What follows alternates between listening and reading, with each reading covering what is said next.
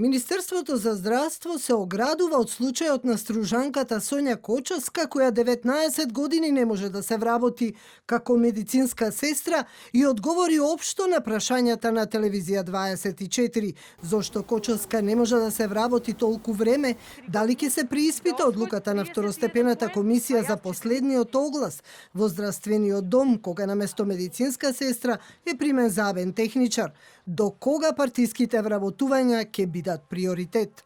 Вработувањата на медицинскиот и немедицинскиот персонал се во ингеренции на јавните здравствени установи. Тие распишуваат конкурси согласно распишаните критериуми и потребите прават избор на кандидатите, секако во согласност со буџетите, кои на годишно ниво ги добиваат од Фондот за здравствено осигурување на Република Северна Македонија и планот што го имаат за нови вработувања.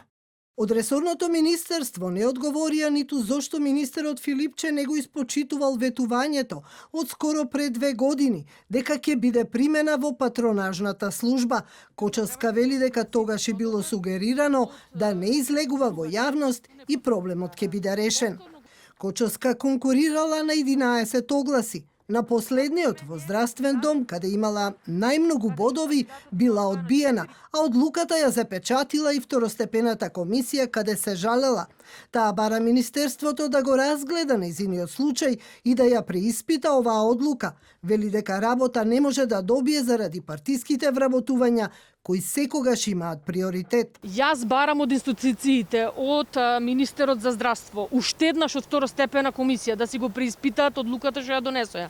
Од Сестринската комора, од председателката на Сестринската комора, да го видат случајот, да го разгледаат и да видат дека најхуманата струка, медицинска сестра, ја деградира со тоа што се вработуваат сестри со 6 месеци ноќно образование, и еве како во овој случај се вработуваат апсолутно несоодветен кадар. Вчера и директорот на здравствениот дом, Андон Ложанковски, изјави дека интервјуто кое го прави тој со кандидатот е одлучувачко и призна дека тестирањата не играат улога при приемот. Во време на пандемија, кога медицинските сестри се најпотребни, Кочовска се нуди да работи и бесплатно, но и така е одбиена.